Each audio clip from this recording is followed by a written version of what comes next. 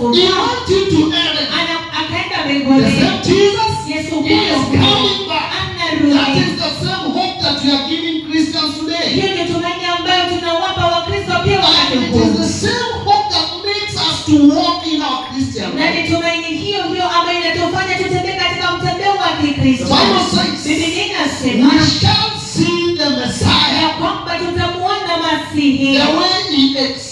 jinsi alivyo. Our Lord Jesus Christ we shall Bwana see wetu him. Yesu Kristo But tutamuona. verse 3 he says, Lakini mstari wa so 3 to those anasema who have that hope, ya kwamba kwa wale ambao wanalo tumaini hilo, continue to purify yourself. endeleeni kujitakasa, For the one you're waiting to see kwa sababu yule ambaye mnamsubiri he kumwona is pure. yeye ni And mtakatifu, without purity, na bila you usafi cannot see him. hauwezi kumwona. Hallelujah. That is Hallelujah. why we continue to repurify ourselves. Hiyo ndio sababu tunaendelea And kujitakasa, the only way we purify it is through repentance. na njia ya pekee ambayo tunajitakasa ni kupitia toba. Hallelujah. Hallelujah. Praise the name of the Jina Lord. la Bwana lipewe It sifa. seems Inaonekana that we will